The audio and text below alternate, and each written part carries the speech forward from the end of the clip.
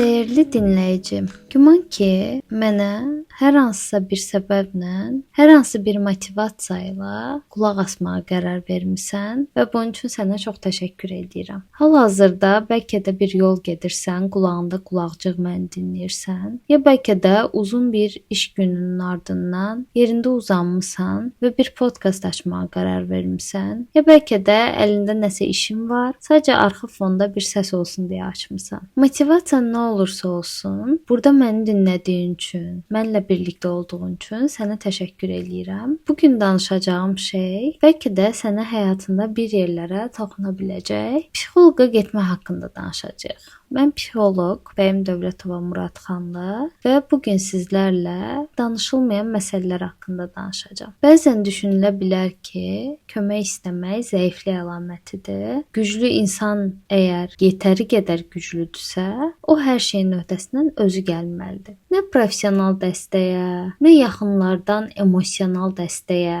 da fiziki bir dəstəkdən bəhs eləmirəm. Emosional bir dəstəyə ehtiyac duymamalıdır. Əgər o həqiqətən də güclü bir insandırsa, psixoloqa gedirsə, yəni professional bir dəstək alırsa, ümumiyyətlə o insanda bir problem var mütləq ki, o insan nəsə normal deyil. Və bildiyimiz üzrə xalq arasında, el arasında da dəli həkimi olaraq adlandırılır psixoloqlar, psixiatrlar və s. Gəlin biraz bu haqqda danışaq. Çünki burada çox fərqli bir etiketləmə var. Bu etiketləmənin ardında nə var, arxa planda nələr var, ona baxaq. Bilirsiniz ki, cəmiyyətdə zaman-zaman doğru-yanlış mesajlar, ismarajlar ortaya çıxır və bizim uşaqlıqdan öyrəndiyimiz bəzi şeylər var. Bu öyrənilmiş qəliblər halında gəlir. Xüsusilə bizim kimi münasibət cəhətdən sıx formalaşan bir mədəniyyətdə deyilir ki, problemlər, dərdlər, hər şey ailə içində qalmalıdır. Mütləq ki, siz bu cümləni hardansa eşitmisiniz. Öz dərdi və problemi başqasıyla bölüşməməlisən, özün həll etməlisən. Və bunu əgər tək başına eləyə bilirsənsə, tək başına öhdəsindən gələ bilirsənsə, bunu tərifə layiq kimi dəyərləndirirlər. Elə biri olsa ki, o psixoloqa gedir ya da necəsə dəstək görür, emosional dəstək, o mütləq ki, necəsə dəlidir, həssasdır ya zəifdir. Ümumiyyətlə gəlin belə baxaq ki, biz necə ki dişimiz ağrıdığı zaman stomatoloq axtarırıqsa, ya da bildiyimiz, tanıdığımız bir stomatoloqa gediriksə, ya da necəsə belimizi incitdik, zədələdik, gedib MRT rentgen çəkdiririksə, bir həkimə ehtiyac duyuruqsa, biraz simvolik ifadə eləyəcəm, amma ruhumuz da ağrıyanda, ruhumuz da çətinlik çəkəndə bizim də ehtiyacımız olur paylaşmağa, bölüşməyə, dəstək görməyə, anlaşıldığımızı hiss etməyə. Ümumiyyətlə bu cəmiyyət tərəfindən qoyulan damğalar ola bilər, yəni hər cəmiyyətdə bəlli mövzular təbii ki də damğalanır, etiketlənir. Amma bunu nəzərdə saxlamaq lazımdır ki, əgər bu damğalara, bu etiketlərə görə sənin psixoloji rifahın, ruhsal sağlamlığın axsayırsa, yadırğayırsa, pisə doğru gedirsə, artıq burada bir müdaxiləyə ehtiyac var. Biz insanlar emosiyalarımız var, travmatik yaşanmışlıqlarımız var, çətinliklərimiz var. Heç bir insan yoxdur ki, o çətinliyi, o neqativ yaşanmışlığı dadmasın, yəni bunu yaşamasın. Sadəcə bu ssenariolar hər kəsə görə, yəni şəxsiyyətlərimiz fərqli olduğuna görə,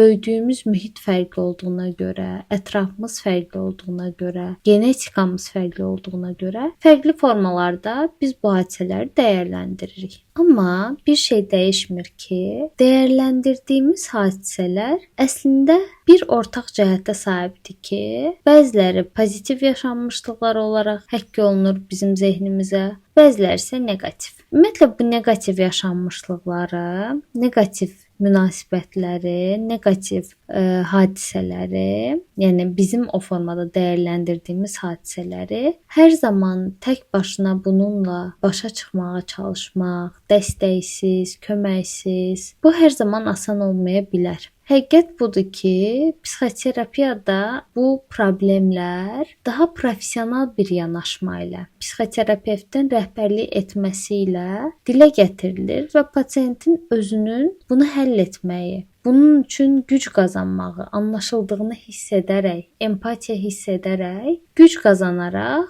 bunun öhdəsindən daha sağlam formada gələ bilməyinə dəstək olur əslində psixoterapevt. Bir problem var, bir hadisə var və sən onunla başa çıxa bilmirsən. Bir dəstək alırsan və bununla həmişə başa çıxdığın tərzdən tam fərqli formada, bəlkə də daha sağlam təməllərlə başa çıxırsan. Bu sadəcə bir yönlü deyil bu arada. Psixoterapiya sadəcə problem yaşayanlar üçün deyil. Problemi olmasa belə münasibətlərini daha yaxşılaşdırmaq istəyən fərdlər ola bilər. Özünü daha yaxından tanımaq istəyən, öz hərəkətlərinin, davranışlarının, emosiyalarının arxasındakı prosesləri başa düşməyə çalışan, keçmişin izlərini orada görməyə çalışan, fərqinə varmağa çalışan insanlar da psixoterapiya ala bilər və fərqinə varmaq üçün ən əsası burada fərqindəlik qazanmaqdır. Fərqindəlik qazanmaq çox böyük bir məsələdir. Fərqindəlik qazanırsansa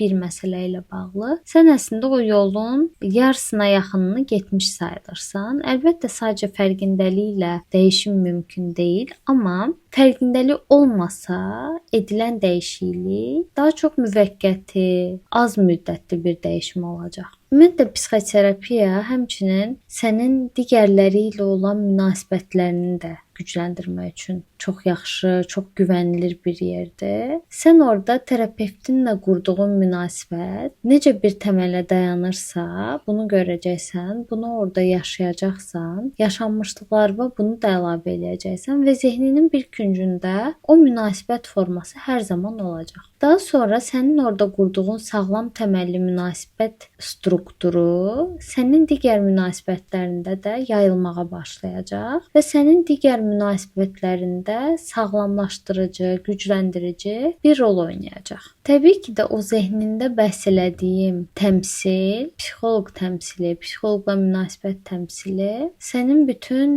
düşüncə tərzində, hiss ediş tərzində, hadisələri mənalandırma tərzində mühüm bir rol oynayacaq. Get-gedə fərqinə varmağa başlayacaqsınız. Mən niyə belə davrandım? Mən niyə bunu dedim? Məndə nə ilə bağlı bir bug var, yəni bir ilişmə var orada. Hansı mövzuda mən daha çox həssasam? Özünə hörmət, özünə şəfqət ya da digərlərindən emosional ehtiyac görmə baxımındanmı görəsən mən çox həssasam və buna o formada reaksiyalar verirəm. Get-gedə özünüzü daha yaxından tanımağa başlayacaqsınız. Təbii ki, bunlar sadəcə misallardır. En qədər ola bilər. Dediyim kimi, hər şəxsiyyət özünə məxsusdur. Hər şəxsiyyət, hər fərd bir hekayə daşıyır və onun özünə məxsus hekayəsində, özünə məxsus tərzdə davranışlar, motivasiyalar var və təbii ki də psixoloq orada nə edir? O individuallığı qoruyaraq sizin o fərdiliyinizi, tək oluşunuzu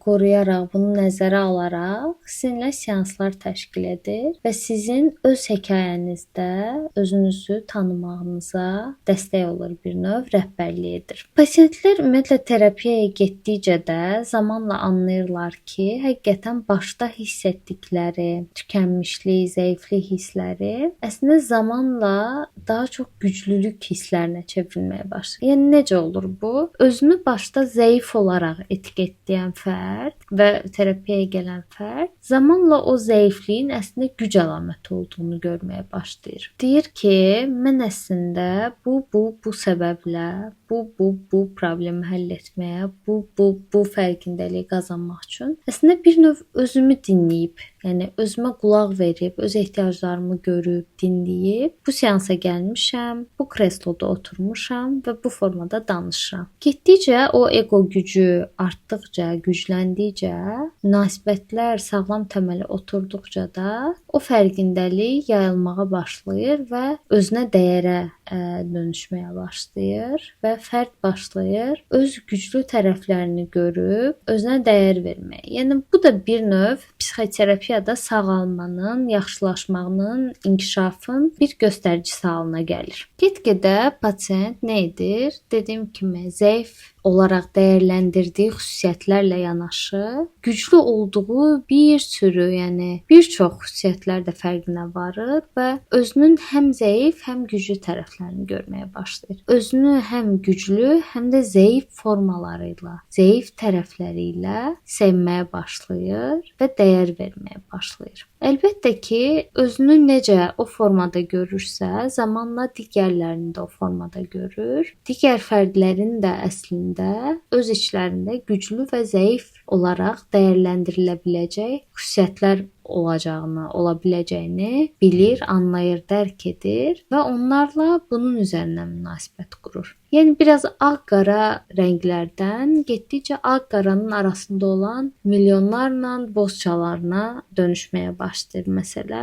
Təbii ki də psixoterapiya prosesi hər zaman çox belə xoşbəxt, hüzurlu, rahat bir şey olmur. Ümumiyyətlə bir şeydə inkişaf varsa, bir şeydə dəyişim varsa, orada ağrı da olacaq, sevinc də olacaq, kədər də olacaq, qəzəb də olacaq. Hər cür emosiya ola bilər və bunların hamısı çox normaldır. Ancaq nəticəyə baxdığımız zaman, başlanğıcla sonu müqayisə etdiyimiz zaman, orada bir proses içərisində güclənməni görə biləcəyik biz. Əsas olan o hissəsidir. Yoxsa əlbəttə ki, həmişə pozitiv emosiyalarla dəyişim mümkün olmaya bilər. Mütləq ki, orada karma emosiyalarında olması vacibdir. Əgər sən də bu tərz düşüncələrə sahibsənsə, bəzi mövzularda psixoloji dəstək almaq istəyirsənsə, amma tərəddüdlərin varsa, dediyim səbəblərdən ola bilər, fərqli səbəblərdən ola bilər. Bu etiketi görməyə çalış və bil ki, bu hissləri yaşayan tək sən deyilsən. Ümumiyyətlə ilk addım hər zaman çox çətin gəlir. Hazır deyiləm düşüncəsi çox yayğın olur. Amma bəzən də ən doğru atılan addımlar elə tam olaraq hazır olmadığımız anda baş verir. Çünki tam olaraq, yəni mükəmməl dərəcədə hazır olmaq insan canlısının, insan varlığının təbiətinə tam tərs bir şeydir. Özün üçün bir şeylər etmək istəyi, ehtiyacı. Bu ehtiyacı bir nöqtədə qarşılaya bilərsiniz. Ümumiyyətlə, necə ki fiziki sağlamlığımıza önəm veririk. Bəzən xəstə olduğumuzda özümüzə yaxşı baxırıq, tez sağalmaq üçün əlimizdən gələni edirik. Ruh da o qədər vacibdir. Yəni ruhu simvolik mənada deyirəm. Yəni zehin sağlamlığımız bir o qədər də vacibdir. Diqqətə, qulluğa, sevgiyə və şəfqətə çox layiqdir.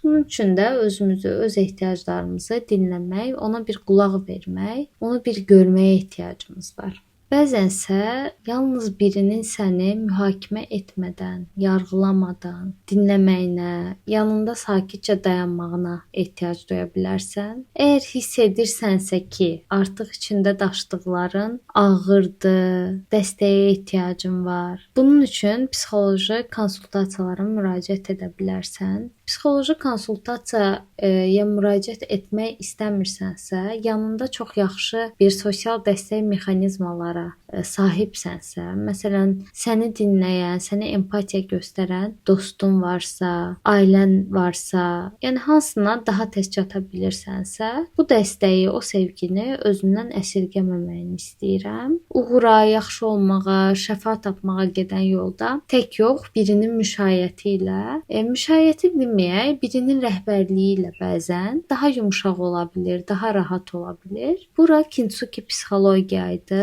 Dinlədiyin üçün sənə çox təşəkkür edirəm. Öz qızıl parçalarını qoruyaraq növbəti bölümdə görüşərik.